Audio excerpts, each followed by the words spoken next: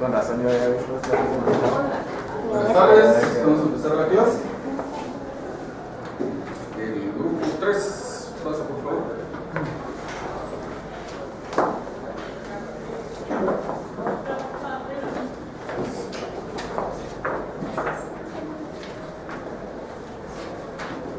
Ustedes son el grupo 4.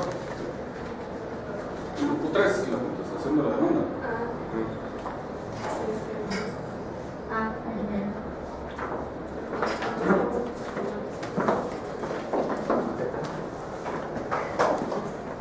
¿Ustedes el grupo 3?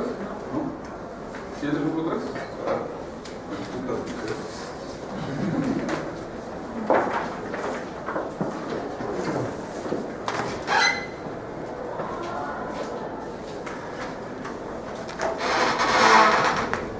¿Alguien la mostró?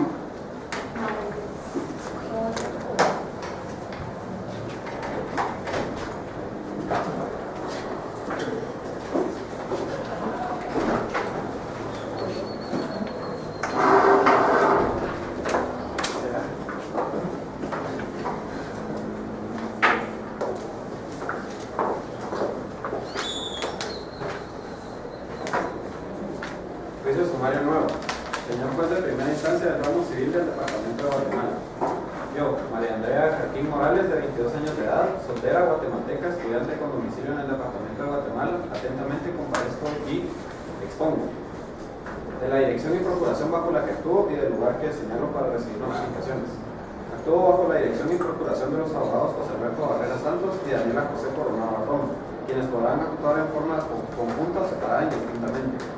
Señalo como lugar para recibir notificaciones la oficina de los profesionales invitados anteriormente, la cual se encuentra ubicada en la séptima avenida 10-01 de la zona 10 del municipio de Guatemala, departamento de Guatemala, edificio Roble, oficina 402.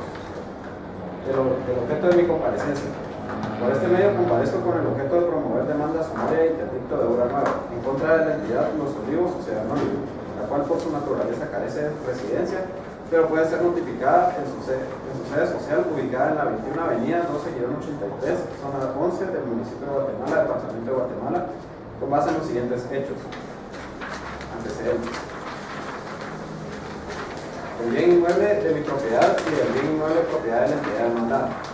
Soy legítima propietaria y poseedora del bien inmueble inscrito ante el Registro General de la Propiedad bajo el número de finca 800, folio 40 del libro 3000 de Guatemala, tal y como consta en la certificación de fecha 3 de febrero de 2014 extendida por el Registrador General de la Propiedad que acompaña al presente memorial. El bien inmueble indicado anteriormente se encuentra ubicado en la diagonal 6, 10-30, zona 10 del municipio de Guatemala, departamento de Guatemala, lugar en donde actualmente tengo mi vivienda. Por su parte, la entidad demandada es propietaria del inmueble inscrito ante el Registro General de la Propiedad bajo el número de finca 400, folio 90 del libro 8 de Guatemala, extremo que acredito por medio de la certificación de fecha 3 de febrero de 2014, extendida por el Registrador General de la Propiedad, documento que acompaña al presente memorial. El inmueble indicado anteriormente se encuentra ubicado en la diagonal 6, 10-31, zona 10 del municipio de Guatemala, departamento de Guatemala.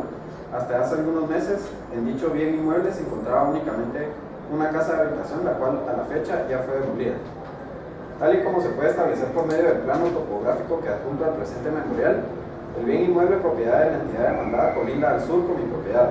Asimismo, mi propiedad tiene la colindancia al norte con un pozo de agua que abastece la propiedad de la entidad demandada a través de una servidumbre voluntaria de drenajes de agua constituida sobre los inmuebles. De la constitución de una servidumbre voluntaria de drenajes de agua.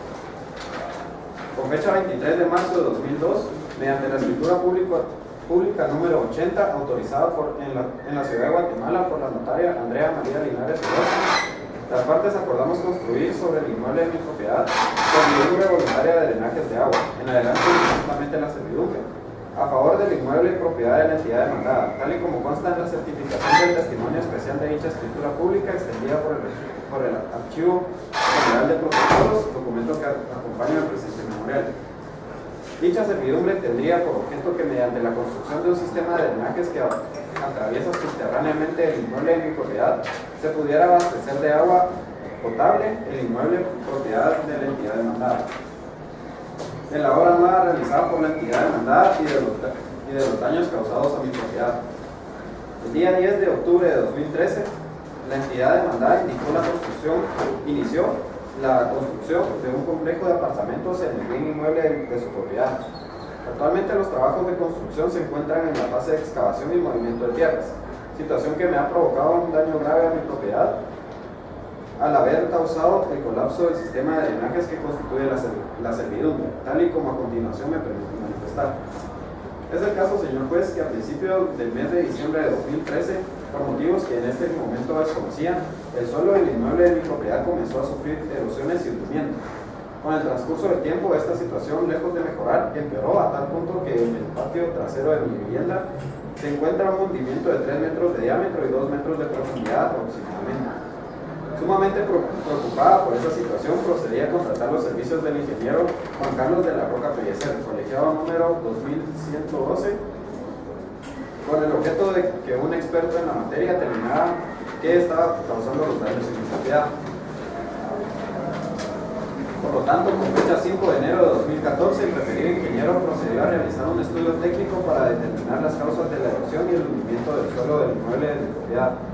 Al finalizar dicho estudio, el experto determinó que la excavación y movimiento de tierras realizado por la entidad demandada en virtud de la construcción de la obra nueva provocó que las tuberías de la servidumbre quedaran en su mayoría expuestas, lo que hace más fácil su deterioro, asimismo que por el uso de maquinaria pesada sobre el terreno propiedad de la demandada, las tuberías se encontraban totalmente agrietadas y que como consecuencia de dicho agrietamiento se produjeron filtraciones de agua, causando así la erosión y hundimiento del suelo del bien inmueble de mi propiedad.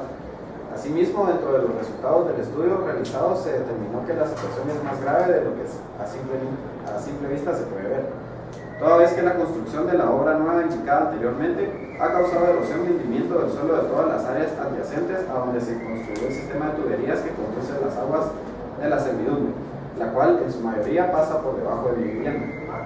De los resultados del estudio realizado por el ingeniero civil Juan Carlos de la Roca Pellecer, se puede determinar que la construcción de la obra nueva indicada anteriormente me ha causado un grave daño por el deterioro del suelo del inmueble de mi propiedad, así como también de las tuberías de la servidumbre, daño que con el transcurso del tiempo se ha agravado. Es importante recalcar que el daño sufrido en mi propiedad es, sin duda alguna, consecuencia de las excavaciones y el movimiento de tierra realizado en la propiedad de la entidad demandada para la construcción del complejo de apartamentos.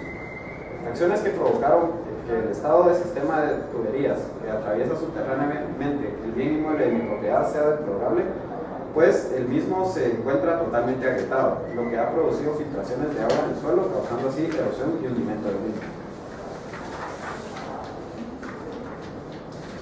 En ese orden de ideas es importante mencionar que si la construcción de la obra continúa sin que se hagan las reparaciones en el sistema de tuberías, se corre el riesgo de que el suelo del bien inmueble de mi propiedad pueda socavarse a causa de su debilitamiento, así como también podría llegar a causar el debilitamiento de los cimientos que sostienen mi vivienda, perturbando así de forma inminente mi derecho de gozar y disponer libremente del mismo. De la procedencia del juicio sumario de interdicto de obra nueva. El juicio sumario de interdicto de obra nueva es la acción procesal en cuya virtud el poseedor o tenedor de un inmueble que es perturbado en su posesión o tenencia en virtud de la construcción de una obra nueva, reclama que la obra se suspenda durante la tramitación del proceso y se ordene su suspensión definitiva o la destrucción en sentencia. Asimismo procede si la perturbación a la tenencia es consecuencia de la construcción de una obra nueva que se realiza en otro inmueble aledaño al del actor, siempre que la posesión o tenencia del actor sufra menoscabo. La Honorable Corte de Constitucionalidad, por medio de la sentencia de fecha 21 de febrero de 2007, emitida entre el expediente número 2436-2006, consideró que para la procedencia de la acción interdictal de obra nueva se deben cumplir con los siguientes supuestos. En el presente caso, para verificar si existe o no la diferencia amparista y si la autoridad judicial recurrida ha cumplido con la debida aplicación del principio constitucional de legalidad, se debe analizar los supuestos jurídicos de la procedencia de la acción interdictal de obra nueva a la luz de la norma que lo regula, artículos 249 y 263 del Código Procesal Civil y Mercantil. Así se tiene que a. Para el ejercicio de esta acción están legitimados el propietario, el poseedor o el titular de un derecho real, a quien la construcción de la obra nueva pueda causarle un daño o perjuicio. En el caso de que la obra nueva cause un daño público, la acción es popular. B. La existencia de una obra nueva que se construye en el terreno del demandado o invadiendo el terreno del demandante. La obra nueva denunciable es la que esté por construirse o pendiente de terminarse, si esta genera la posibilidad o probabilidad de un daño a otro fondo, que aparezca que se ha violado un derecho de posesión. De lo anteriormente expuesto se puede establecer que, de conformidad con el criterio sustentado por la Honorable Corte de Constitucionalidad a la luz de lo establecido en los artículos 249 y 263 del Código Procesal Civil y Mercantil, para que el juicio sumario interdicto de obra nueva sea procedente, se debe cumplir con los tres supuestos enumerados en la sentencia citada anteriormente. En el presente caso, el análisis de los medios de prueba que se ofrecen por medio del presente memorial en el apartado respectivo, se puede establecer que en el presente caso sí se cumplen con los presupuestos de procedencia de la presente acción. Lo anterior, en virtud de que soy legítima propietaria y poseedora del bien inmueble descrito en el numeral 1.1 del presente memorial, bien inmueble que colinda en el lado norte con el bien inmueble propiedad de la entidad demandada.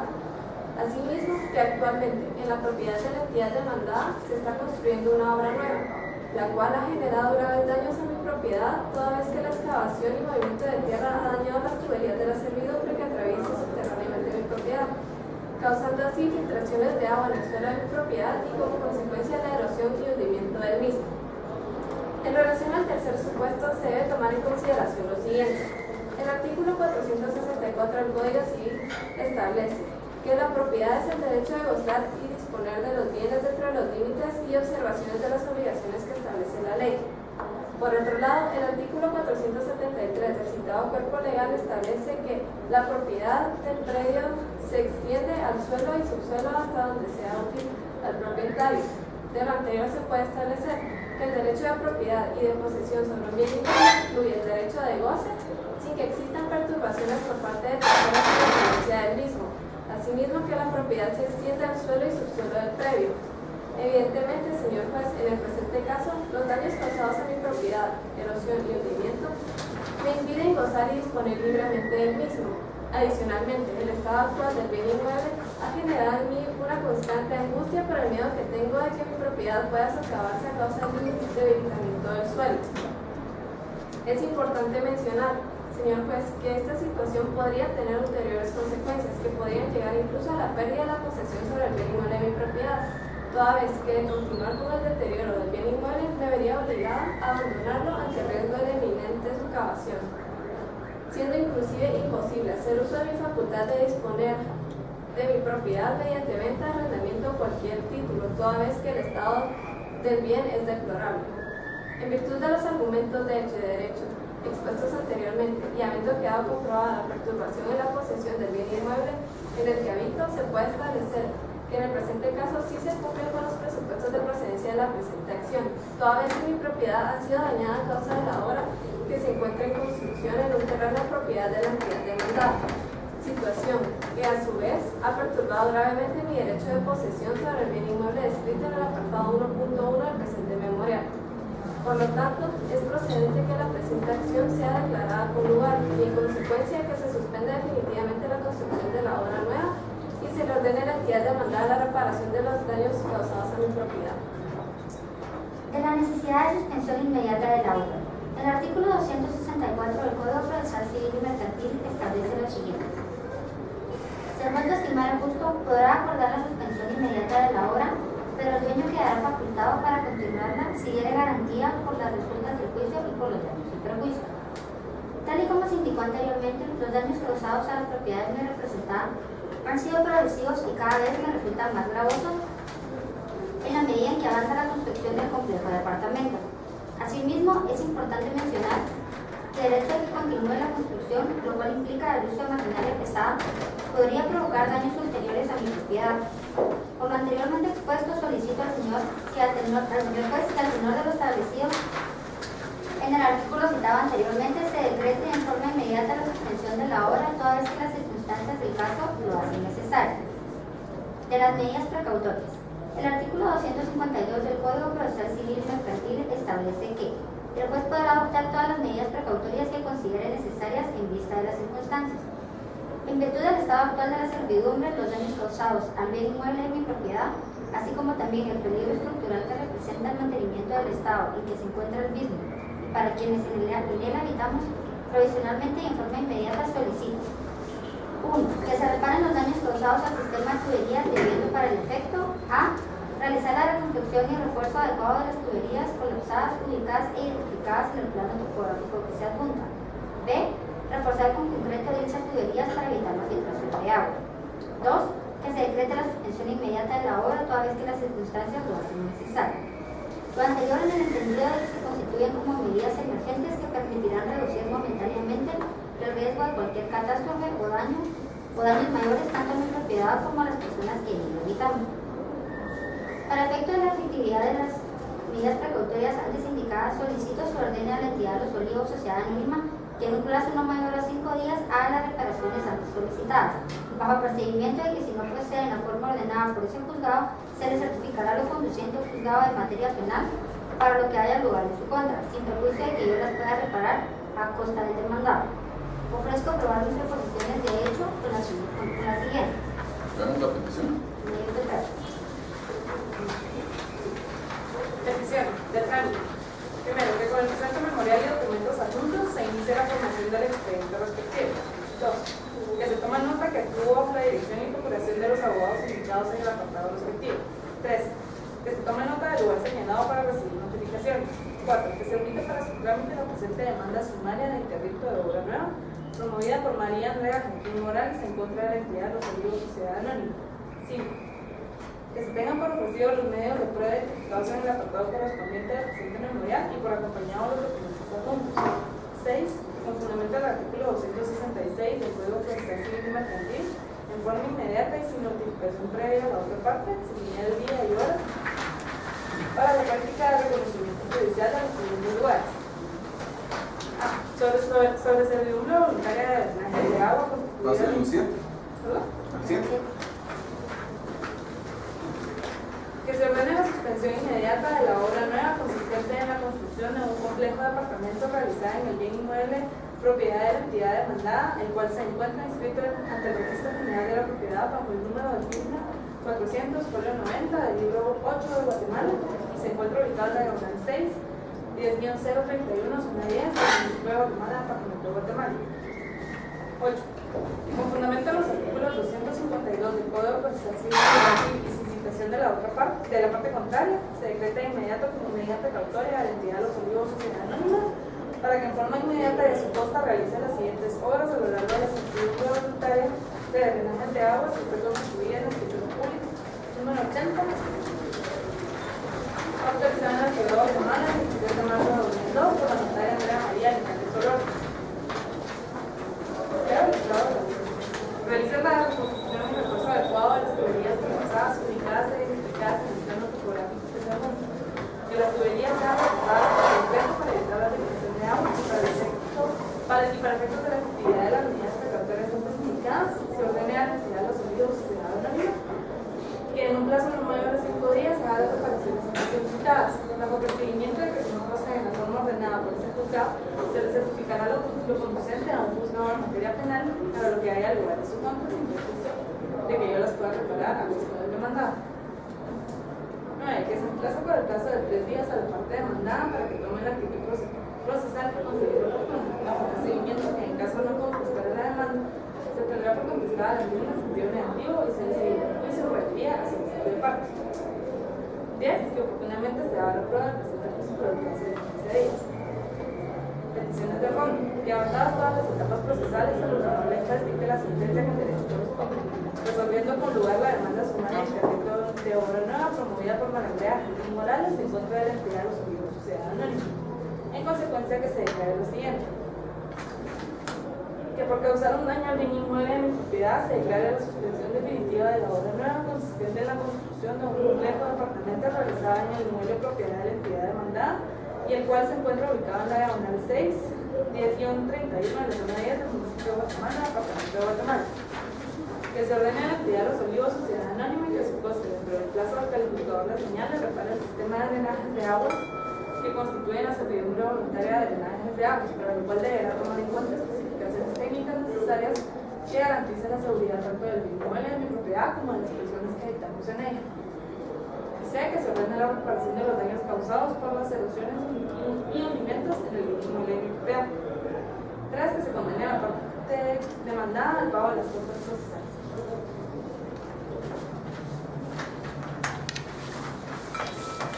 Listo, gracias.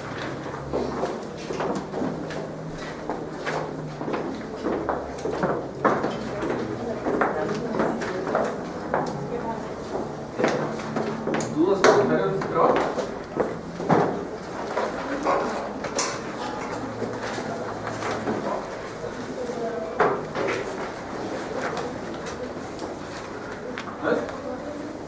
Solo una pregunta, en el número 8 de las peticiones de trámite, lo que se solicita como medida precautoria es la reconstrucción y el refuerzo de las tuberías. Ajá. Y no me había quedado por tocar.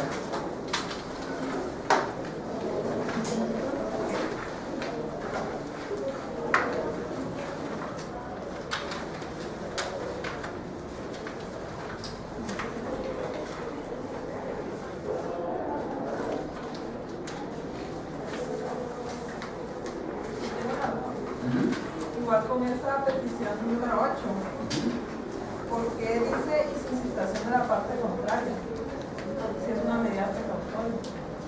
Digamos que esto es una tabla de medidas precautorias. Si no lo pone, de todos modos, tiene que equivocarse si se puede hacer.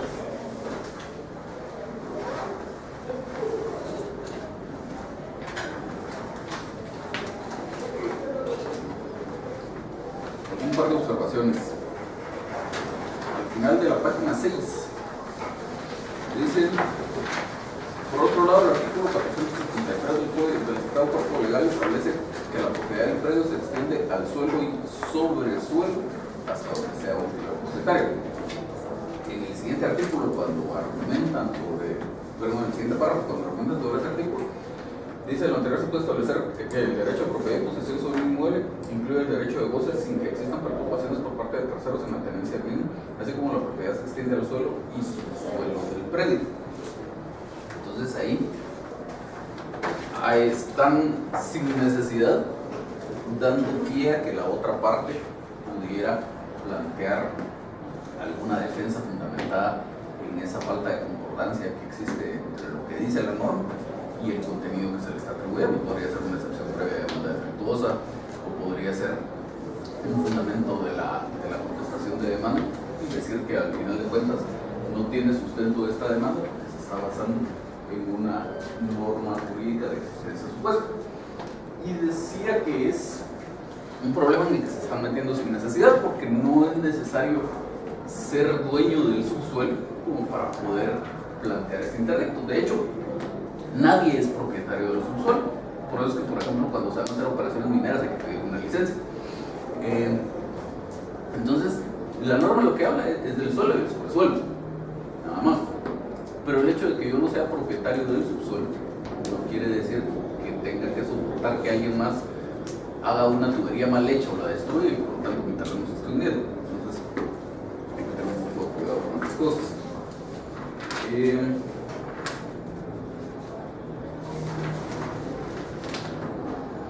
Luego se está pidiendo que se practique un reconocimiento judicial, que obviamente es lo que corresponde en estos casos. Pero, como ocurre con la mayoría de interdictos,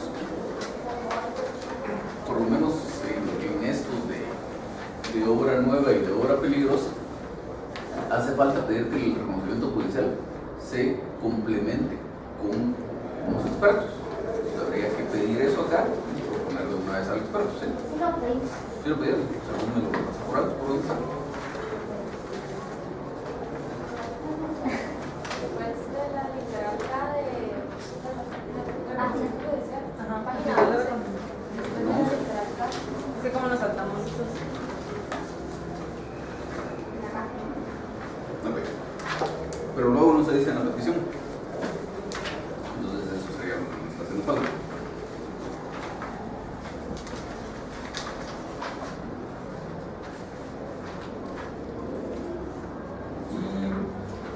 petición también de trámite hace falta que oportunamente se le dé hora para la vista.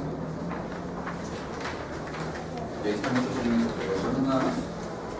¿Nada más tiene dudas?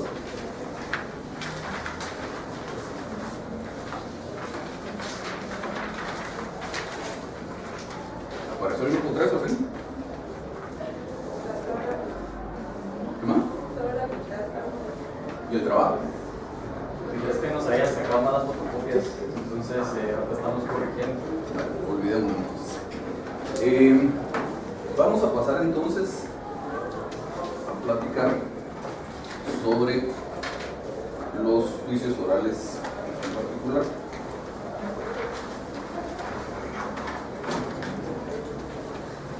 Recordarán ustedes que habíamos visto ya el procedimiento general del juicio oral y dijimos que al igual que ocurre con el juicio sumario, en el juicio oral para las diferentes materias que ordena la ley que se derivan por esta vía, se sigue ese procedimiento general, pero ajustándolo según las necesidades del caso.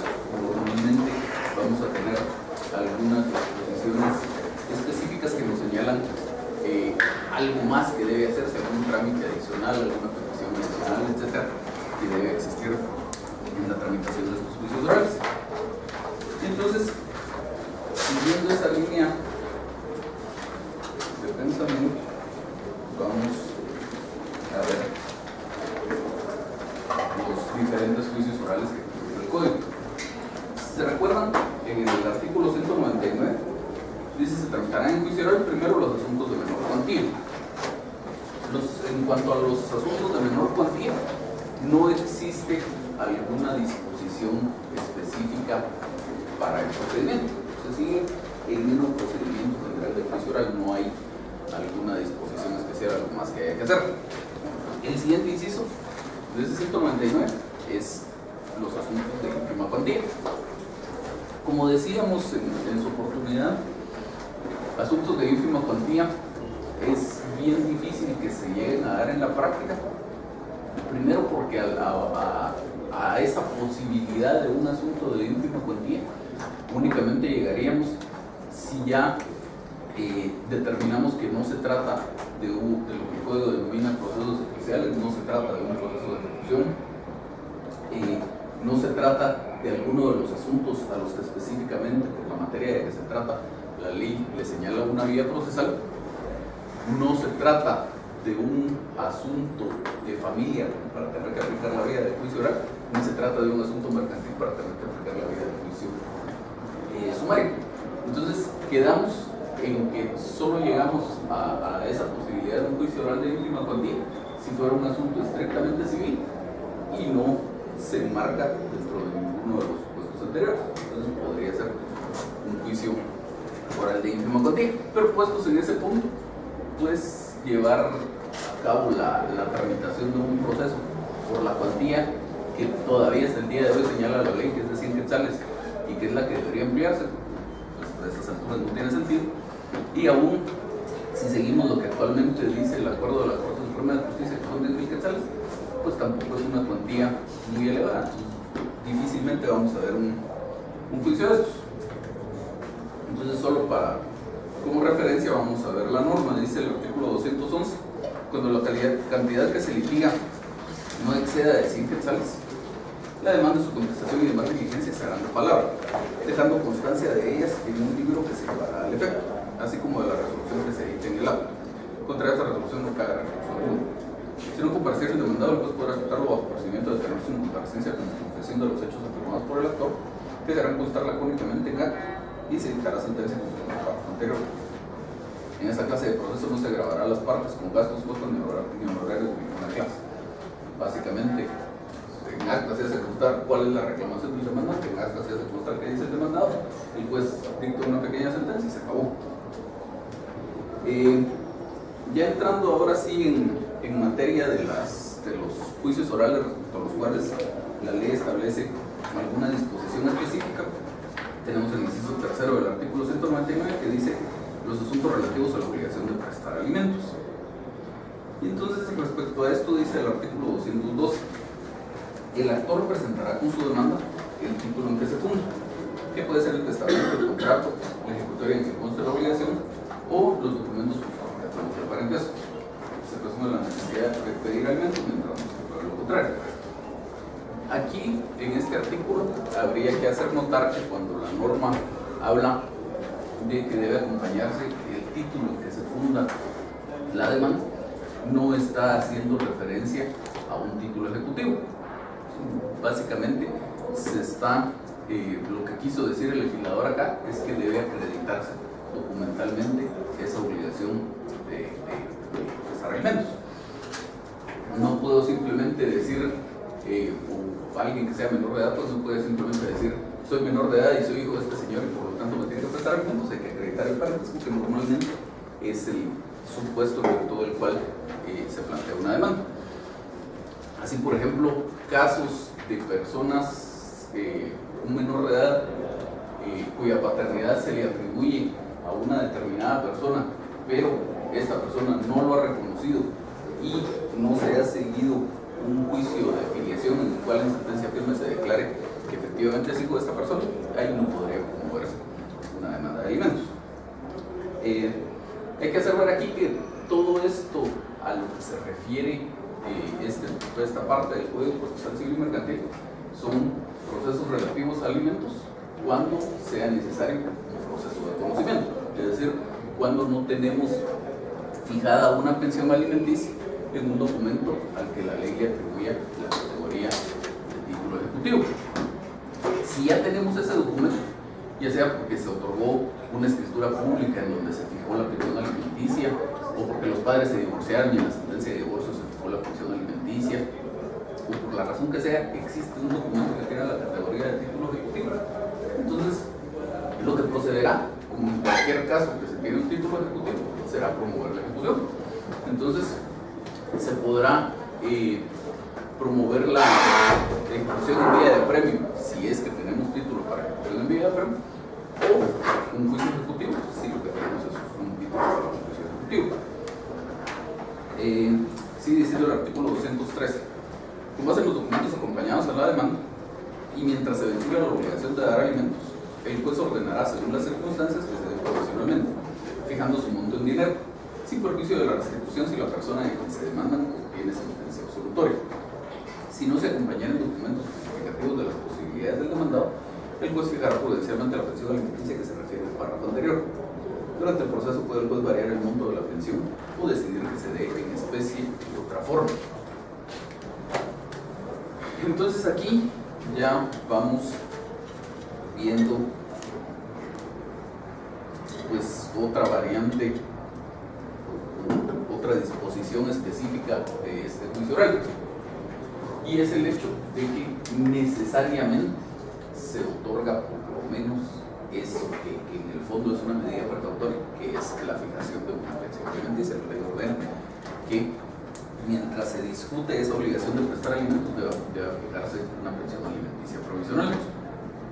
Entonces eso es algo que siempre debe pasar, y dice que en principio la pensión alimenticia provisional se fija en atención a los documentos que se presenten por la demanda y que demuestren las posibilidades económicas de aquel que debe prestar los alimentos. Eso, para efectos de mi demanda, quiere decir dos cosas. Primero, quiere decir que yo tendría que pedir la fijación de esa pensión alimenticia provisional y que tendría que pedir exactamente en qué monto quiero que se fije la pensión alimenticia provisional. Yo puedo pedir que me fijen una pensión alimenticia de 10.000 quetzales al mes, de 20.000 quetzales al mes, de 5.000 quetzales al mes, lo que sea que corresponda a la situación de hecho que se está haciendo ver en la demanda. Y sobre todo, un tema que se descuida mucho en la práctica es el hecho de que yo, en la medida de lo posible, debería acompañar esos documentos justificativos de las posibilidades económicas de la persona que se está demandando. También, aunque la norma no lo dice expresamente, la norma lo que dice es: si no se acompañaran documentos justificativos de las posibilidades del demandado, como pensando que es solo con base en esos documentos que el juez va a fijar la pensión alimenticia provisional. Pero si nos regresamos al párrafo anterior, habla de con base en los documentos acompañados a la demanda. En general, documentos acompañados a la demanda. Yo cuando presento una demanda de estas, entonces debería presentar los documentos que justifiquen las posibilidades económicas del demandado y además los documentos que justifiquen las necesidades económicas del demandante. Por supuesto, en la medida de lo posible. Si no tengo documentos, ¿qué voy a hacer? Que se presento la demanda. Pero muchas veces, aunque sea posible obtener esos documentos, por descuido no se hace. Entonces hay que tener mucho cuidado con esto y hay que tratar de acompañar esos documentos en la medida que fuera posible, porque la ley dice, la pensión alimenticia siempre se va a fijar, por la provisional siempre se va a fijar. Si usted acompaña documentos, con base en esos documentos el juez fija la pensión alimenticia provisional. Si no, lo hace el juez prudencialmente. Pero ya queda casi que estamos incluso para el juez lo colocamos en una situación incómoda de que casi que tiene que adivinar más o menos cuánto serían las posibilidades económicas del demandante y las posibilidades económicas del demandado y las necesidades del demandante, y decir, fijo la pensión alimenticia en 5,000 quetzales y a lo mejor resulta que es una persona que gana el salario mínimo, que es la mitad de eso, o al revés, fija los mismos 5,000 quetzales, pero es una persona que tenía las posibilidades de prestar una pensión alimenticia de 100,000 quetzales y efectivamente las necesidades de ese alimentista eran de 100,000 quetzales, entonces los 5,000 quetzales no le van a servir. Entonces hay que tratar siempre de acompañar los documentos que permitan establecer cuáles son esas posibilidades y esas necesidades. Luego sigue diciendo el artículo 214. El demandante podrá pedir toda clase de medidas precautorias, igual que en cualquier proceso, pero luego viene lo interesante, las que se ordenarán sin más trámite y sin necesidad de prestar garantía, que ahí está la variante, sin necesidad de prestar garantía para la ejecución de las medidas precautorias en este tipo de procesos. Luego viene un párrafo cuya utilidad o cuya aplicabilidad en la práctica es bien discutible, porque dice, si el obligado no cumpliera, se procederá inmediatamente al embargo y remate de bienes bastantes para cubrir su importe, o al pago si se tratara de cantidades en efectivo. Entonces, lo del pago si se tratara de cantidades en efectivo en realidad no hay problema, porque incluso si uno formula bien su petición cuando está haciendo esta demanda, por ejemplo, supongamos que lo que le vamos a embargar a este demandado es el porcentaje legal de su sueldo. Entonces, si uno hace adecuadamente su petición, le solicitaría al juez que como medida precautoria decrete el embargo sobre el porcentaje legal del sueldo de esta persona en X lugar y que se libre el oficio del cajero pagador de la institución para que mensualmente retenga ese porcentaje legal, y eso digamos es común a cualquier caso en el que se pide el embargo de un porcentaje legal del sueldo. Pero luego viene lo interesante, y debería uno pedir ahí bien que no solo retenga mensualmente esa cantidad de dinero, sino que se la entregue a la persona demandante. Entonces ahí se cumple lo que dice la última parte del párrafo, al pago si se tratara de cantidades en efectivo. Entonces en este tipo de procesos, en ese tipo de procesos se puede pedir eso. Si fuera una demanda de cualquier otra cosa, estoy reclamando el pago de una tarjeta de crédito que nunca pagó esa persona, no se puede hacer, simplemente se embarga el porcentaje legal del sueldo y va quedando a disposición del juez para que cuando algún día el juez dicte sentencia, diga declaro con lugar la demanda y en consecuencia pague la emisora de la tarjeta de crédito, o declaro sin lugar la demanda, devuelve su dinero a este señor. Pero en este caso de los alimentos sí se puede ir pidiendo que mensualmente le entreguen lo que vaya reteniendo, ¿sí? ¿Qué sucede en el caso, digamos, se inicia el proceso de alimentos, no se acompañan los documentos, entonces el juez determina un monto, por así decir, 5,000 quetzales lo fija, entonces, pero resulta ser que los 5,000 quetzales es un monto mínimo para las necesidades de la persona. No hay posibilidad de realizar otra demanda porque se podría hacer cosa juzgada o a modo de ampliar esa pensión. Depende de por dónde estemos hablando. Me refiero a en qué parte del desarrollo del proceso estemos. Si el proceso todavía está en trámite, nos iríamos al último párrafo del artículo 203. Durante el proceso puede el juez variar el monto de la pensión o decidir que sea en especie de otra forma. la variación del monto de la pensión sería lo que nos interesa aquí. Entonces, digamos que usted no acompañó documentos que justificaran las posibilidades económicas del demandado y luego obtiene una constancia de trabajo donde dice que gana 50,000 quetzales al mes. Entonces, usted posteriormente podría presentar un memorial acompañándole esa constancia al juez y diciéndole que en virtud de que ya se acredita que las posibilidades del demandado son mayores, pide que se fije la pensión alimenticia de otro monto, 1,000 quetzales, digamos que es algo que perfectamente se podría cubrir con ese sueldo. Eso suponiendo que todavía estemos en el trámite del proceso. Lo mismo si fuera al revés, a lo mejor estamos en el caso que yo decía al inicio de que le fijaron esos 5,000 quetzales, pero es alguien que ni siquiera gana los 5,000 quetzales al mes, obtiene su constancia de trabajo y le pide al juez que reduzca la pensión alimenticia provisional. Ahora, si llegamos hasta sentencia y en sentencia se fijan esos 5,000 quetzales al mes, este juicio de alimentos es uno de los casos en los que la sentencia no produce cosa juzgada material, solo produce cosa juzgada formal. ¿Eso qué quiere decir? Que una vez quede firme la sentencia, dentro del mismo proceso ya no se puede variar, es cosa juzgada formal, pero sí se puede variar en un proceso distinto, por eso es que no produce cosa juzgada material. Entonces, ¿qué más? Volver a demandar. Se puede plantear otro juicio oral que ya no sería de fijación de pensión alimenticia, estamos hablando de un juicio oral de fijación de pensión alimenticia. Se puede plantear otro juicio oral como el objeto de que se aumente la pensión alimenticia o de que se reduzca la pensión alimenticia según a quien le interesa.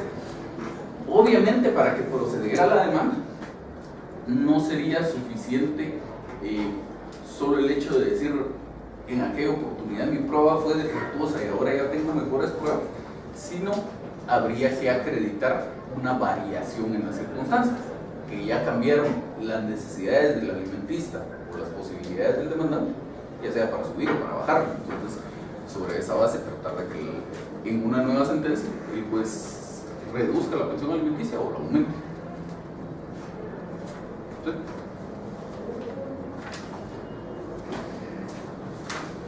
Entonces decíamos que la parte final de ese último párrafo del 214 no da determinados problemas. Lo que se embarga es dinero en efectivo, perfectamente en el curso del proceso se puede ordenar que se le entregue a la parte demandante. Pero la primera parte de ese párrafo dice: si el obligado no cumpliera, se procederá inmediatamente al embargo, que tampoco da problema, en cualquier caso se puede proceder al embargo. Pero luego dice: y remate de bienes bastantes a cubrir su importe. Y es lo único que dice el código respecto a esa posibilidad de rematar estos bienes en este caso. Y entonces nos topamos con el tema de que ordinariamente se pueden rematar bienes de un demandado cuando estamos dentro de un proceso de ejecución. Y ya hemos seguido las etapas correspondientes de ese proceso de ejecución que permitan efectivamente llegar a ese remate. Y para que estuviéramos en presencia de un proceso de ejecución, en esencia, ¿qué necesitaríamos? Sentencia, no necesariamente. Un título ejecutivo. No podemos iniciar un proceso de ejecución si no tenemos un título ejecutivo. Y los títulos ejecutivos están taxativamente enumerados en la ley. Solo tiene la categoría de título ejecutivo aquello que la ley dice que tiene la categoría de título ejecutivo. Entonces, en resoluciones tenemos, por ejemplo, la sentencia pasada en autoridad de cosa juzgada, eso tiene la categoría de título ejecutivo. O, por ejemplo, un auto que apruebe una liquidación de costos, también hay una norma que dice que tiene la categoría de título ejecutivo. Pero no hay una norma que me diga que esta resolución en donde se decretó una pensión alimenticia provisional, que encima de todo es un decreto, tenga la categoría de título ejecutivo. Entonces, no puedo iniciar un proceso de ejecución, que es lo que naturalmente tendría uno la tendencia de pensar cuando digo que voy a llegar a un remate. Entonces podríamos decir, bueno, pero la norma dice que se puede rematar y entonces no hay necesidad de iniciar un proceso de ejecución, sino que el remate se haga ante el mismo juez. Pero tampoco tengo más material, más normativa que me diga cómo se llevaría a cabo ese remate. Entonces, Pues en la práctica yo jamás he visto que alguien intente hacer eso. Incluso hay por ahí más de alguna tesis que se basa precisamente en la necesidad que existe de que alguna norma dote a esta resolución que establece la pensión alimenticia provisional de la categoría de título ejecutivo, porque si no, no se puede hacer nada. En la práctica, si existiera un embargo de un bien y resulta que este demandado no cumple con la pensión alimenticia provisional, como la ley lo dice, perfectamente se podría pedir que se remate ese bien, después tendría que haber un integral procedimiento, pero entonces no puede decir, no puede negarse a resolver sobre la base de la inexistencia de alguna norma jurídica. Entonces después tendría que haber un integral procedimiento, pero yo jamás he visto que se haga en la práctica. Normalmente se espera que exista una sentencia y en sentencia, con base en la sentencia, tomar una ejecución y entonces se remate. Luego dice el 215, efecto de la rebeldía. Si el demandado no concurriera a la primera audiencia y no contestara por escrito la demanda, el juez lo declarará confeso en las pretensiones del actor y procederá a dictar sentencia. Entonces aquí hay varias variaciones respecto a todo lo que conocemos del proceso en general e incluso del mismo juicio oral. Dice que si el demandado no concurriera a la primera audiencia y no contestara por escrito la demanda, el juez lo declarará confeso. Y luego se torna un poco complicada la cuestión porque dice que lo declarará confeso en las pretensiones del actor. Y eso, ahí se rompe la lógica de la disposición. Porque en cuanto a qué se puede declarar confeso a alguien, los hechos, se pueden confesar hechos, se puede tener confeso a alguien en cuanto a hechos, pero no en cuanto a pretensiones. Entonces no es como muy acorde en realidad a la naturaleza jurídica de la confesión lo que está regulado aquí. Y se dice que se procederá a dictar sentencia. Entonces vamos al punto de que aquí en este juicio oral, si no hay una contestación de demanda por parte del demandado, valga la redundancia, no habría necesidad de continuar todas las etapas del juicio oral, que se sigue el juicio de su rebeldía, recibir las pruebas del demandante, sino simplemente se procede a dictar sentencia y se acabó. En el 216, todas las cuestiones relativas a fijación, modificación, suspensión y extinción de la obligación de prestar alimentos se ventilarán por el procedimiento del juicio oral y por las disposiciones especiales de este capítulo. Para esta clase de juicios no se exigirá papel sellado al alimentista, la responsabilidad no opera. Y ahí estamos en cuanto a la parte puramente de regulación del Código Procesal Civil Mercantil. Habría que platicar respecto a este juicio oral algunas cuestiones de la materia sustantiva de los alimentos. El artículo 278 del Código Civil dice: la denominación de alimentos comprende todo lo que es indispensable para el sustento, habitación, vestido, asistencia médica y también la educación e instrucción del alimentista cuando es de propiedad. Entonces, pues con esto queda más que claro que cuando hablamos de alimentos jurídicamente no estamos hablando solo de la comida en sentido estricto, sino estamos hablando de todas estas circunstancias, todos estos aspectos. Pero tampoco es solo eso, que dice el artículo 278.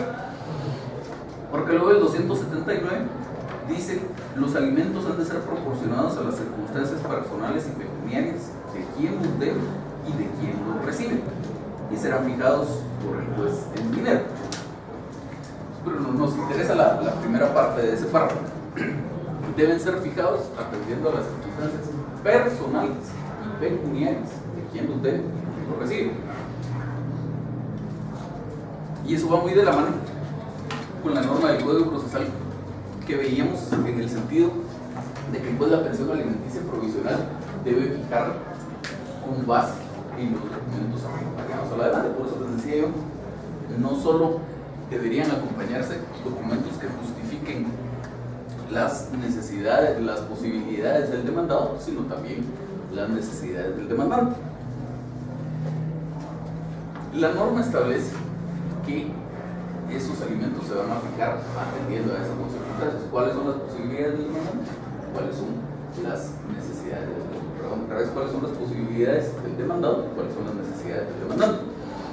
Entonces, sobre esa base, debe establecerse en dinero el monto de la pensión alimenticia. Y aunque pareciera que el artículo 278 tiene una enumeración taxativa cuando dice qué más se comprende en esa denominación de alimentos, si aplicamos también el artículo 279, resulta que no es una enumeración taxativa, porque hay, dependiendo de las circunstancias personales del demandante y del demandado, pudiera ser que hubieran muchas otras cosas que debieran comprenderse también en la denominación de alimentos y que no están mencionadas ahí en el 278. Ese 278 debe entenderse entonces como un mínimo. El 278 a lo que hace referencia es a las necesidades mínimas que tiene una persona para su subsistencia. Entonces habla sustento, habitación, vestido, asistencia médica, educación e instrucción de la alimenticia cuando es menor de edad. Incluso dentro de las necesidades mínimas no se menciona recreación, por ejemplo. Y pues la recreación, sobre todo hablando de los niños, la recreación también es una necesidad mínima. Y algo, sobre todo, si, como dice el siguiente artículo, tomamos en cuenta las circunstancias personales de que las debe, que las recibe. Porque pues sabemos que estamos en un país en donde tenemos un rango de estratos sociales y de gente con posibilidades económicas muy variado.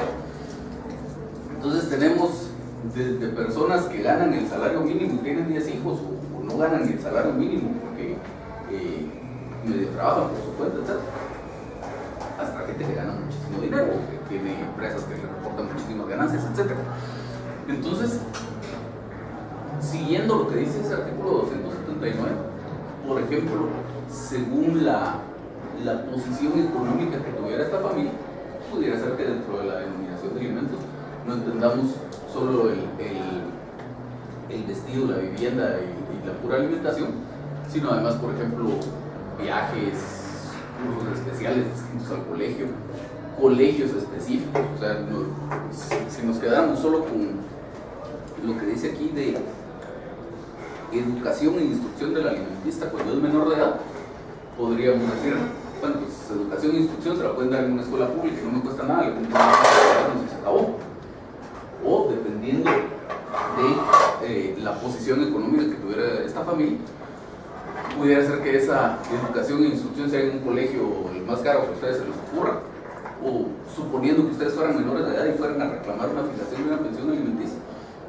Entonces igual, si están estudiando en esta universidad que cuesta X cantidad de dinero al mes, pues no podría después la persona obligada a aparecerse diciendo que les va a proporcionar educación, pero en una universidad estatal. Entonces, todas esas circunstancias deben tomarse en cuenta. No es simplemente decir, pues con que le alcance para comer, vestirse y se acabó. Incluso la misma ropa, qué clase de ropa le vamos a proporcionar, depende de las circunstancias de esa familia en particular, de qué clase económica estuviéramos hablando y a qué está acostumbrada esta persona que va a recibir los alimentos. Básicamente, de lo que se trata entonces es que al fijar una pensión alimenticia deberíamos mantener o que esta persona que recibe los alimentos pueda mantener un determinado estilo de vida al que se acostumbrada. Entonces, si la persona resulta que por las posibilidades económicas que tenía el que le prestaba los alimentos, pues únicamente cubría las necesidades mínimas y se acabó, pues no se puede pretender ahora que pues va a querer viajes, etcétera, etcétera. Lo mismo al revés. Si esta persona estaba acostumbrada a que un viaje a Europa al año, que otro viaje a otro lugar, etcétera, debe mantenerse esa situación a la que está acostumbrada. No podemos decir que ahora, porque el señor se fue de la casa o se peleó con la señora o se divorciaron, Entonces ahora resulta que los niños van a variar aquello a lo que están acostumbrados. Pues yo lo que entiendo es que para la fijación de la pensión alimenticia se tiene que observar, digamos, como mínimo las necesidades del niño y como máximo las posibilidades del obligado. Pero a mí me surge la duda de que, por ejemplo, niños, digamos, o personas que requieran alimentos en circunstancias similares, digamos, que no tengan pues mayor complicación médica o algo así, que necesiten cuestiones así muy similares, como que ese mínimo va a mantenerse, pues, digamos, relativamente como estable, por decirlo así, y lo único que estaría variando serían las posibilidades de los alimentistas. Entonces, no sé si a lo que se refiere la norma es como que fijar entre esos dos parámetros, pero por lo que yo entiendo es que al final de cuentas se estaría observando más que todo la posibilidad del Estado obligado. Es que son las dos cosas. Digamos, volvamos a lo que decíamos aquí, al ejemplo. Supongamos que usted es menor de edad y vamos a reclamar una pensión alimenticia en nombre de usted. ¿Cuánto cuesta la universidad al mes? ¿Cuesta la universidad? 2.300.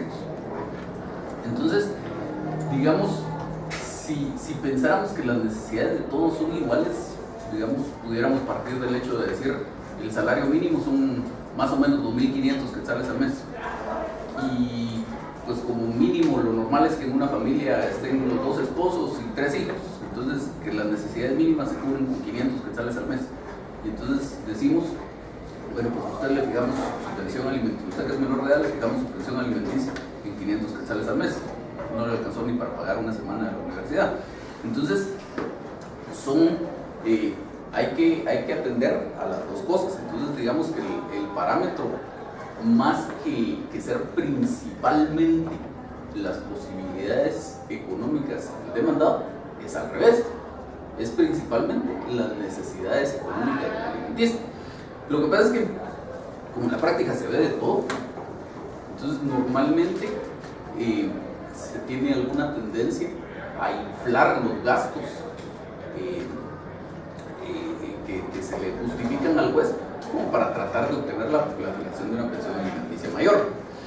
Entonces, por ejemplo, pasa mucho que a lo mejor en un determinado mes hubo necesidad de operar al niño porque le dio apendicitis. Entonces hay una factura de gastos médicos por 20.000 quetzales. Entonces después van a pretender que le fijen 20.000 quetzales al mes solo para los gastos médicos más todo lo demás. Entonces, pues si partiéramos de eso, digamos que con esos 20.000 quetzales más todo lo demás suman 35.000 quetzales. Y resulta que el señor ganaba 30.000, entonces ahí entra a jugar la posibilidad económica del demandado. Aunque usted me justifique que tiene una necesidad de 35.000 quetzales al mes, si el señor gana 30.000, pues obviamente no le van a fijar esa pensión alimenticia. Sobre todo tomando en cuenta que además este señor pues tendrá que vivir él también. Y pues como hay de casos a casos, a lo mejor es alguien que ya se volvió a casar, que tiene otra familia, tiene otros hijos, etc. Entonces hay que tomar en cuenta todas esas circunstancias. Por eso la ley dice las posibilidades económicas y las circunstancias personales. Entonces, pero sobre todo se atiende a las necesidades del alimentista. Y ya luego que tenemos establecidas cuáles son esas necesidades del alimentista, pues vemos si alcanza con lo que esta persona tiene como posibilidades económicas. Porque también se podría dar el caso de que a lo mejor este señor mantenía al niño y efectivamente le proporcionaba alimentación, vestido, recreación y todo lo demás en una suma de 30.000 quetzales al mes. Porque resulta que el señor tenía un trabajo donde ganaba 100.000 quetzales al mes, eso no le representaba mucho problema.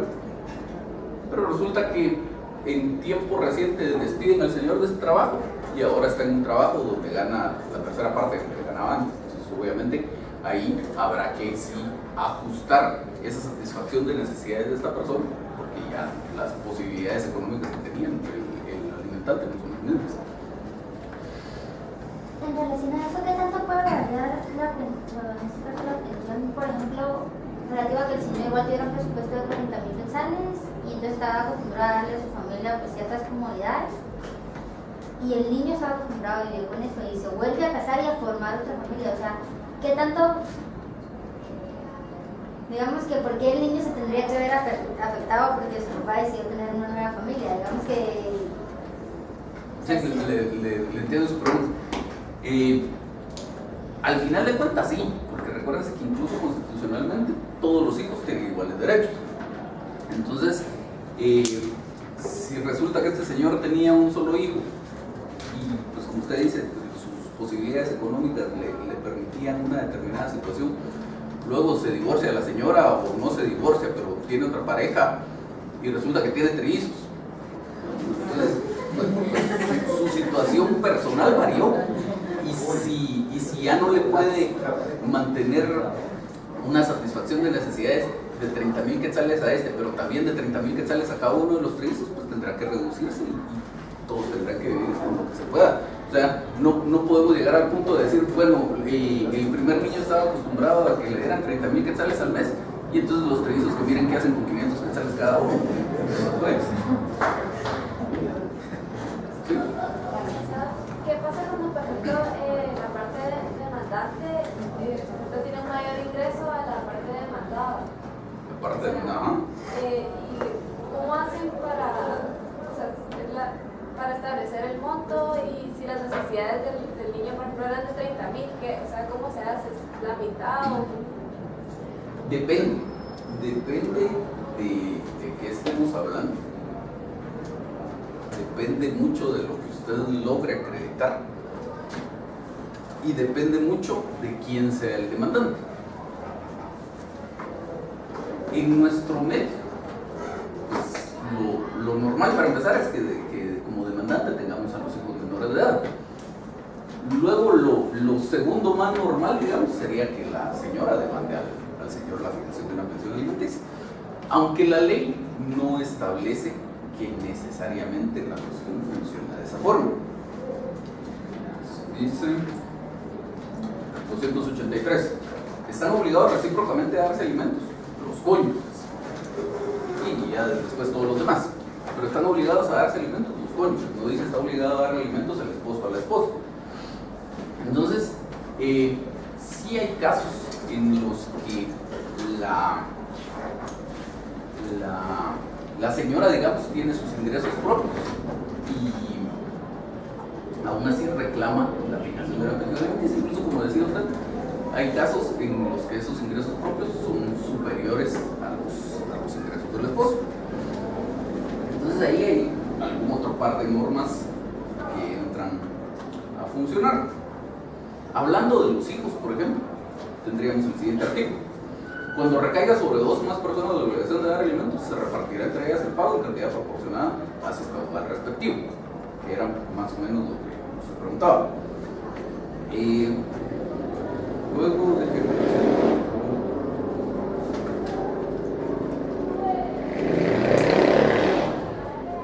el 281. Los alimentos solo se deben en la parte en que los bienes y el trabajo del alimentista no alcancen a satisfacer sus necesidades. Y todavía hay otro más que me interesa.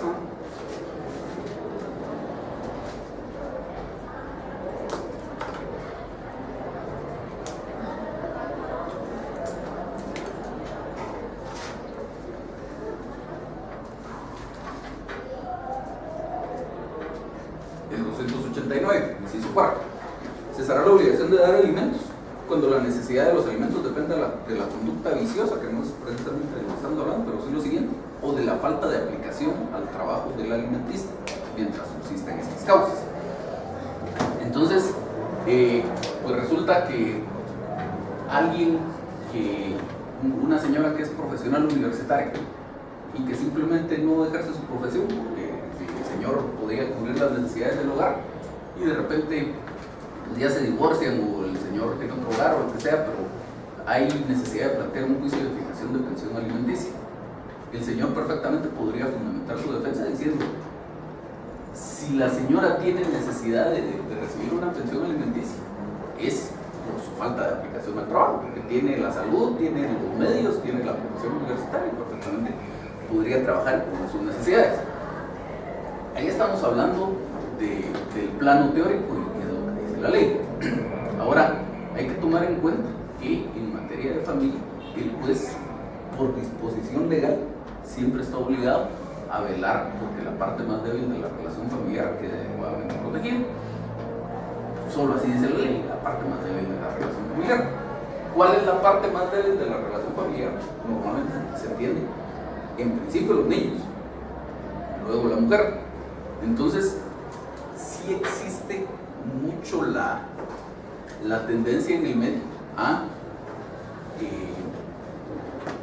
pues que el juez proteja a la señora. Y entonces, dos cosas que he visto yo: demandas de fijación alimenticia presentadas por hombres en contra de mujeres, no sé si con razón o sin razón, pero demandas de fijación alimenticia presentadas por hombres en contra de mujeres que son rechazadas por eso.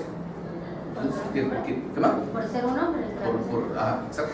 Rechazadas así, ni siquiera. Rechazadas. Sí, que es totalmente contrario a derecho para mí, para empezar, porque la norma establece que existe una obligación recíproca de prestarse alimentos. O sea, olvídese del tema para empezar, habría que ver la situación particular. A lo mejor es alguien que tuvo un accidente y ya no pudo trabajar, o supongamos que es alguien que de puro macizo, digámoslo en términos comunes, está demandando a la señora porque es un señor que sí puede trabajar en lo que usted quiera. Y hay casos en que los señores se quedan con los hijos. También.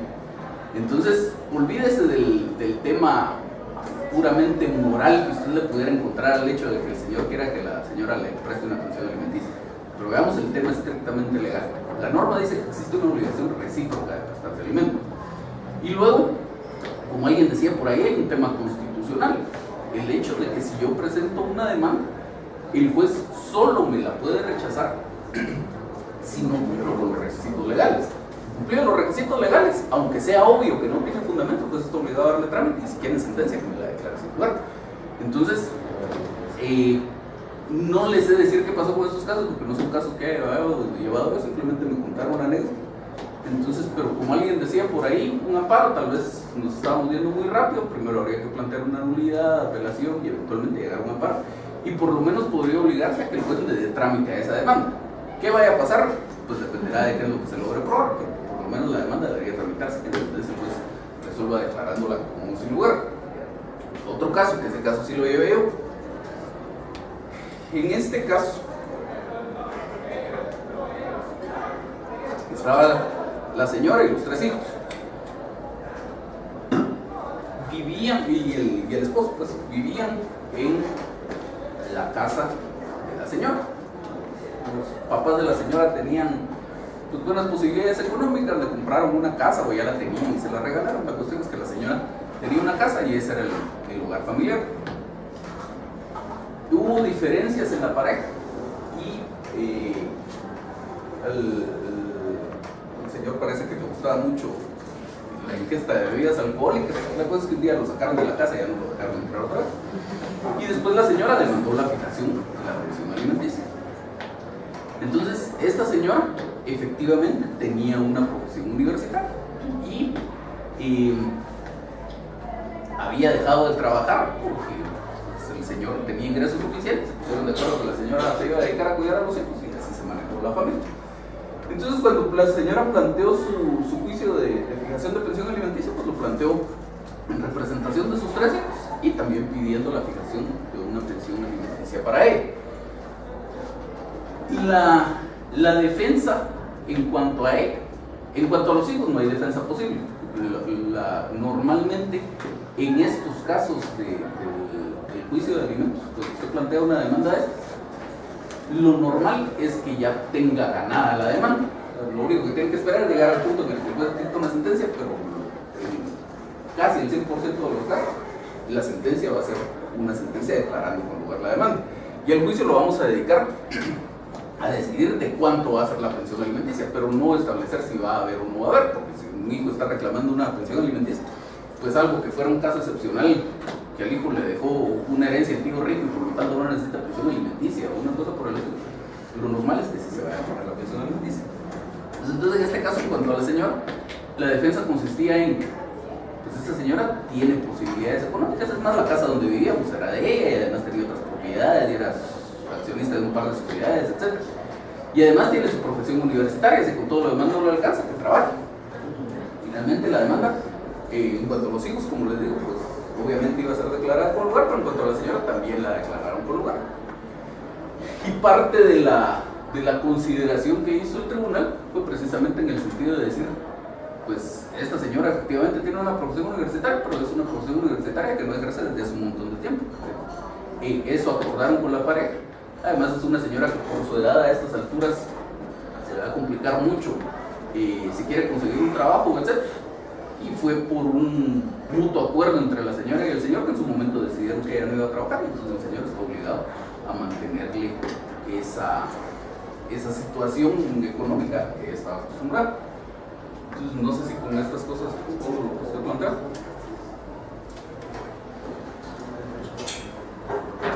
Sí. Es decir, entonces la ley vela por las necesidades, digamos el caso de los niños, las necesidades de los alimentos, vela por esa necesidad más que por la obligación del padre, por ejemplo, porque en este caso que hizo mención de que podía ser de que no se fijara la pensión alimenticia ya que su tío le había heredado una gran herencia. A mí se me hace que es más el énfasis en la necesidad de la... Aunque la ley no la establece expresamente, sí. Y por eso le decía aquí a su compañero, lo primordial que tenemos que establecer aquí es cuáles son las necesidades del alimentista. Ya luego vemos si alcanza con las posibilidades económicas del alimentante para cubrir esas necesidades. Y si no alcanza, entonces vamos viendo cómo lo reducimos hasta el punto en el que efectivamente alcanza. Por eso es que el artículo 281 dice: los alimentos solo se deben en la parte en que los bienes y el trabajo del alimentista no alcancen a satisfacer sus necesidades. Si tiene bienes propios, o si es alguien que trabaja y obtiene ingresos propios, pues ahí está, ya no hay necesidad de la fijación de una pensión alimenticia. Lo que pasa es que normalmente, por lo menos en cuanto a los niños, no va a ocurrir eso. Y bueno, con los documentos que acreditan como las posibilidades económicas del demandado. O sea, porque he oído varios casos en donde, digamos, no trabajan, por así decirlo, en planilla, ¿verdad? Entonces dice la señora así como, yo sé que él trabaja y que gana más de lo que él dice, pero a mí me llama la atención cómo puede uno conseguir todas esas cartas de ingresos y demás, cuando por ejemplo hay muchísima gente que trabaja por contrato o por proyectos, que realmente es bien complicado determinar cuánto ganan al mes, y hay meses que ganan muchísimo más, y las necesidades del niño como que no se van a adaptar a un sueldo mensual que tal vez es el que aparece en la empresa en la que está contratada. Entonces, depende de las circunstancias particulares, porque habría que ver el caso en específico, pero por ejemplo pudiera ser una persona que, como usted dice, no tiene un trabajo fijo, pero sí es un profesional liberal y por factura por sus servicios, y entonces podemos encontrar podríamos pedir un informe a la Superintendencia de Administración Tributaria. Está prohibido que se revele cuál es el monto de los impuestos pagados, pero no está prohibido que revelaran, por ejemplo, cuál es el monto de los ingresos de renta bruta que reportó durante el año anterior. Muchas veces se pide informe a las emisoras de las tarjetas de crédito, o se puede pedir informe a los bancos de las cuentas bancarias que tiene esta persona. Y a veces no se tiene nada de eso, porque resulta que sí tiene tarjetas de crédito, pero están a nombre de una empresa, que resulta que sí es accionista de una sociedad, pero las acciones no están a su nombre, etc. Siempre en estos procesos se hace un estudio socioeconómico. La trabajadora social hace un estudio por separado, va a ver cómo viven los niños, la mamá, etc. Va a ver cómo vive el señor. Y a veces incluso, aunque no se logre establecer por alguno de los otros medios posibilidades tangibles económicas de esa persona, pues va a ver que vive en una mansión y que tiene no sé cuántos carros estacionados en el garaje, etc. Y con eso es suficiente para que el juez tal vez no fije una pensión tan alta como lo hubiera fijado si le hubiéramos podido comprobar esas posibilidades económicas, pero sí por lo menos algo razonable atendiendo a esas circunstancias. Yo vi, por ejemplo, un caso hace algunos años que fue en contra de un futbolista que era más o menos famoso y que iba a salir del país, entonces había urgencia de demandarlo, no había tiempo de conseguir alguna constancia, etc. Entonces, simplemente con decir, este señor es el futbolista ese que es famoso, que sale en el periódico, fijaron una pensión alimenticia que era tal vez no tanto como lo que hubieran fijado si efectivamente hubiéramos podido comprobar los ingresos del señor, pero sí era una pensión razonable que, digamos, si le dicen es Juan Pérez, no este futbolista, si no es un Juan Pérez aquí, nunca le hubieran pedido una pensión alimenticia tan alta. Licenciado, ¿y ese estudio socioeconómico se pide en el proceso o en la demanda? No, no se pide. Es parte del trámite normal del segundo documento. ¿Estamos ahí? Entonces, lo más importante tal vez para efectos de la parte procesal de todo esto que estamos viendo en el Código Civil es eso que ya leímos, el artículo 279. Los alimentos deben ser proporcionados a las circunstancias personales y pecuniarias de quien los debe y de quien los recibe. Hay que recordar que aquí estamos en presencia del proceso, por lo tanto, rigen las reglas del proceso. Y el artículo 200 del Código, cuando dice, hablando del juicio oral, dice, si lo que no se ponga, lo que aquí está expresamente dispuesto, se aplican las reglas del juicio ordinario. Entonces vamos a todo lo mismo, que la demanda, dentro de las cuestiones que deben fijarse con claridad, precisión, están las pruebas que van a rendirse. Y además el hecho de que la ley ordena que los documentos en que el actor funde su derecho deben acompañarse a la demanda y que si no se acompañan a la demanda ya no se van a recibir posteriormente salvo un impedimento justificado. Entonces todo esto se lo digo porque uno cuando presenta una demanda de estas debería buscar tratar de obtener toda la documentación posible, como mínimo la que acredite las necesidades del demandante, porque eso en teoría sí deberíamos tenerlo, que la factura de la energía eléctrica, del agua, del teléfono, la renta de la casa si es que es alquilada, la del supermercado, la de las medicinas, etc. Entonces, lo recomendable debería ser que uno por lo menos se diera a la tarea, o le dijera al cliente pues, que se dé a la tarea de recolectar todos los documentos que acrediten los gastos de un mes. Entonces, si es una persona desordenada que no guarda sus comprobantes, pues al final de cuentas, como cualquier proceso, estos son tan largos que presentar la demanda un mes después no va a representar mayor diferencia. Entonces, por ejemplo, alguien que aparezca hoy, podríamos decir, ¿tiene usted todos sus comprobantes? No, bueno, pues durante marzo me junta todos sus comprobantes y vamos a demandar en abril. Y entonces, la demanda debería presentarse así, ya con la documentación adjunta que compruebe todos los gastos, todas las necesidades económicas del alimentista. Y como en cualquier demanda, pues no solo acompañar los documentos, sino en el ofrecimiento hacerlo con la individualidad posible. Es decir, factura número tal, de fecha tal, extendida por empresa de Guatemala, empresa eléctrica de Guatemala, sociedad anónima, nombre de fulano de tal, incluso si quieren por la cantidad de tal, y así con todo lo demás. Y si fuera posible obtener documentos de las posibilidades económicas del demandante, pues tanto que mejor. Si no es posible, pues ni modo, pero ya pediremos un informe o veremos qué hacemos. Pero el veremos qué hacemos es un decir, ya tenemos que haber visto qué vamos a hacer. Es decir, yo cuando presento la demanda ya tengo que saber con qué voy a acreditar esas posibilidades económicas del demandado.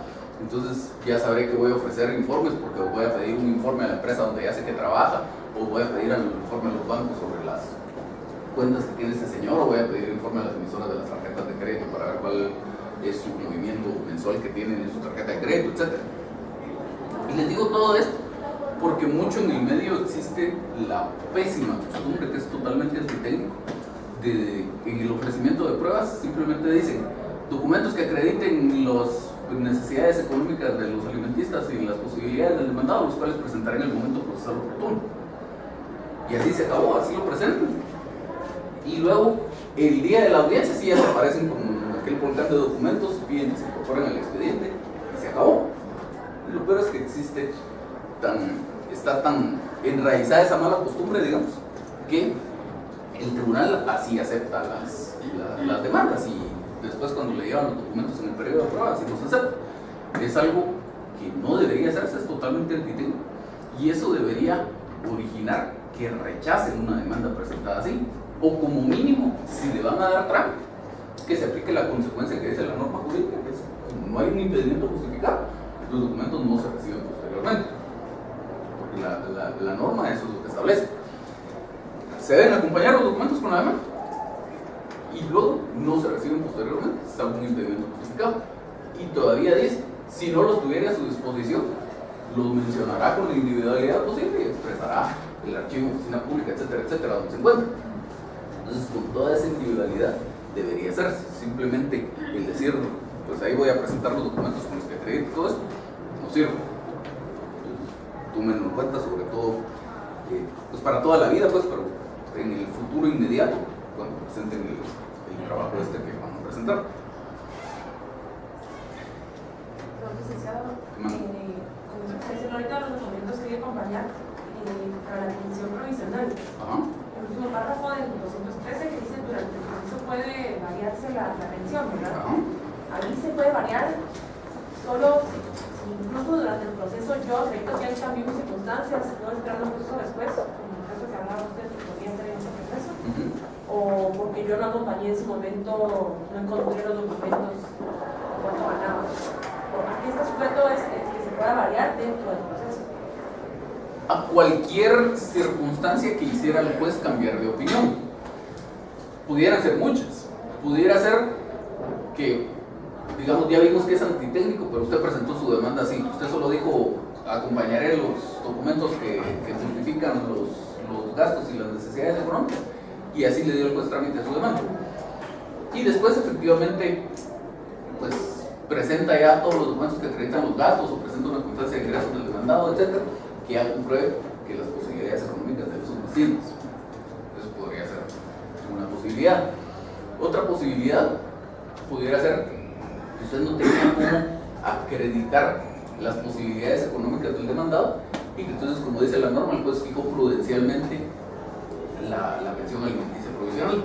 Y entonces es el demandado el que dice, mire, señor juez, pero a mí ni siquiera me alcanza para pagar esa pensión alimenticia provisional. Usted me está fijando, mire mi constancia de ingresos, yo gano la mitad de lo que usted me puso de pensión alimenticia. Pudiera ser también que durante el curso del proceso ya hayamos pasado por la etapa de la recepción de las pruebas. Y entonces ya el juez ordenó que se manden a pedir los informes que hay que mandar a pedir, ya se presentaron documentos que se debieran presentar, etc. Y entonces ya tiene el juez más elementos de convicción para decir debe ser más, debe ser menos. Y también pudiera ser que una vez que se practique el estudio socioeconómico, el juez ya tenga más elementos como para decir si la pensión alimenticia provisional que fijó era muy baja, o era muy alta, o debe mantenerse. ¿Cómo le haré el ofrecimiento? Póngale que yo no tenía, yo puse, tengo tales documentos, ¿verdad? Entonces pues no se fuera la pensión provisional. Pero yo después encuentro de cuánto era que ganaba, que no lo ofrecí, todavía se puede convencer al juez, lo puedo incorporar a la pensión. Depende. Ahí hay un par de cosas que habría que tomar en cuenta. Primero, en el ofrecimiento de pruebas. A ver, de los que estuvieron conmigo el semestre pasado, ¿qué pruebas debe uno siempre ofrecer? A ver, uno por uno, ¿escuchan? Declaración de las partes, presunciones. Ya los digo los pasos. Uno en su demanda siempre debe tratar, que no siempre hay, normalmente hay, uno siempre debe tratar de ofrecer documentos por medio de prueba. No solo en este caso, sino en general, ahorita estamos hablando en general cuando uno hace una demanda.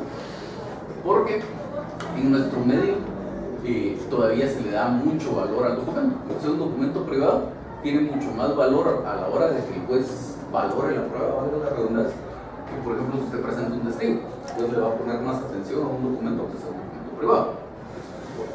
Por formación esa va a ser la inclinación natural del juez. Entonces uno debería tratar siempre de ofrecer documentos.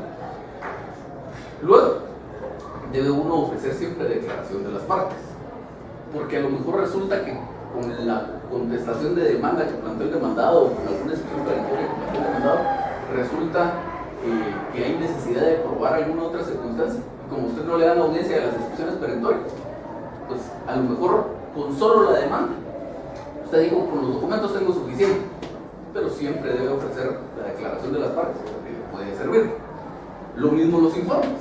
A lo mejor originalmente usted no tenía contemplado pedir informes o no sabía a quién pedirle un informe, y de repente por ahí alguna vecina le cuenta por lo menos dónde trabaja el señor, y entonces ya sabemos a quién le vamos a pedir el informe. Entonces, que los informes son parte de los documentos, pues dentro de los documentos siempre debería uno ofrecer informes. Es decir, las presunciones plan. Entonces, si usted hizo su demanda tomando en cuenta esas circunstancias, pues por lo menos a lo mejor no tenía una constancia de ingresos, pero como ofreció como prueba los informes, entonces puede pedir que le informe. Eso es lo primero. Luego, en todo caso, dentro de las diligencias que puede ordenar el juez en auto para mejor fallar, está que se traiga a la vista algún documento. Y entonces, supongamos que tampoco ofreció usted como prueba los informes, o que ya pasó en este caso estamos en presencia de un juicio oral, ya pasó la etapa de la recepción de las pruebas, y usted no pidió que se pidiera el informe, y después se entera que de alguna forma este señor trabaja en el lugar. Entonces usted podría, pero ya lo deja usted a la pura discreción del juez. Usted podría decirle, señor juez, están estas circunstancias, y entonces le pido que en auto para mejor fallar me a traer a la vista este documento.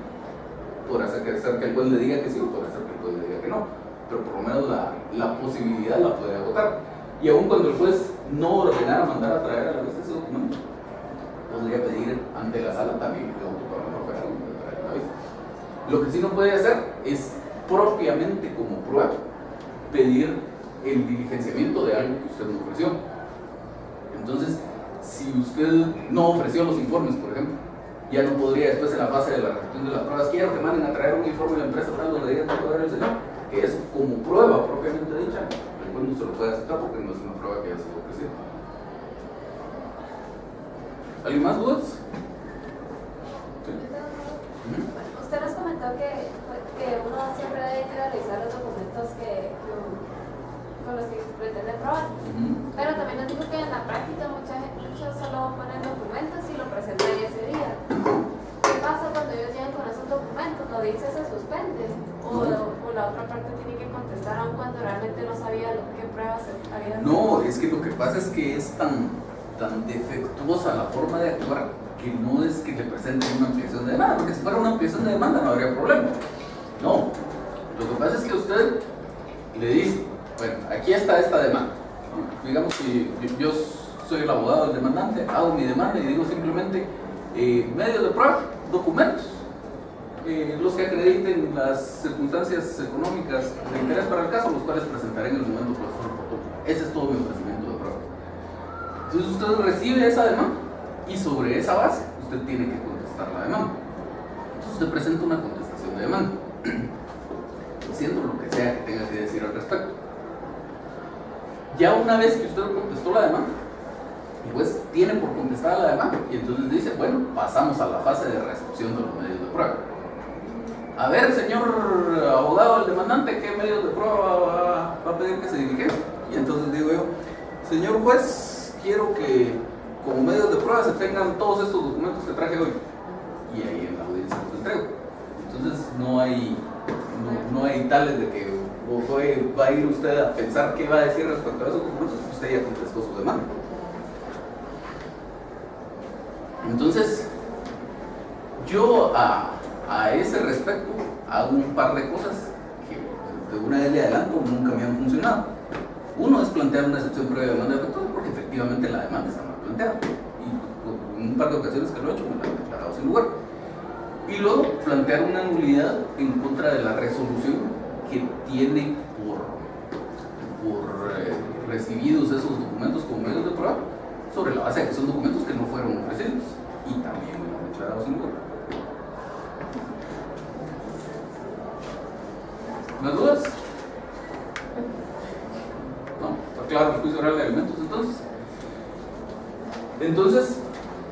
Para cerrar el punto, estamos claros que este juicio oral se refiere a aquellos casos en los que es necesario un proceso de conocimiento en cuanto a la existencia o monto de la pensión alimenticia. Entonces puede ser la norma, juicio oral de fijación de pensión alimenticia, de aumento de pensión alimenticia, de reducción de la pensión alimenticia, o de suspensión de la pensión alimenticia, o de terminación de los alimentos. Esas son todas las posibilidades. Ya una vez que tenemos fijada la pensión alimenticia en un documento que tenga la categoría de título ejecutivo, no seguimos ejecución, seguimos el procedimiento de ejecución que corresponde según el título ejecutivo que tenemos. ¿Sí? Cuanto a los informes que ustedes tienen como medios de prueba, Ajá. obviamente a mí yo si hubiera una empresa no me van a dar un informe de cuánto gana tal persona. Tal vez sí o tal vez no. Bueno, en caso de que no me lo hayan dado, lo ofrezco como medio de prueba, como informe que debe prestar tal empresa. Y ya en las peticiones debo pedir un oficio para dicha empresa para que mande un informe. Sí, recuérdense que dijimos que en cuanto a los medios de prueba usted podría hacer dos cosas. Usted necesariamente, si pide declaración de las partes, de la parte demandada, tiene, es así, que acompañar su clica y hacer las peticiones que correspondan desde la demanda. En cuanto a todos los otros medios de prueba, usted podría hacer una de dos cosas. Una opción es que usted simplemente plantee una petición general que diga algo así como que oportunamente se reciban los medios de prueba ofrecidos por las partes, se acabó. Y entonces, si eso fuera lo que usted hace, podría simplemente, dentro de su ofrecimiento de prueba, decir documentos A, B, C, D, E, informes que deberán pedirse a los lugares y de conformidad con los puntos que le caigan un proceso oportuno. Se acabó. Entonces, hace su petición donde simplemente dice que oportunamente se reciban los medios de prueba ofrecidos por las partes. Y cuando lleguemos a la audiencia y después diga, pasamos a la fase de la recepción de las pruebas, a ver, señora abogada de la parte demandante, su proposición de medios de prueba, si usted dice, pido que se tengan como medios de prueba constatación de la parte contraria, los documentos A, B, C y D, y que como informe se mande a pedir informe a X lugar sobre los siguientes puntos. Entonces, si ya lo individualiza. Esa es una opción. La otra opción sería que lo hiciera todo completo desde la demanda. Entonces, si en la demanda tendría usted que decir a quién le va a pedir el informe, sobre qué puntos. Y en sus peticiones tendría que oportunamente se libre un oficio para solicitar esa petición. ¿Más dudas?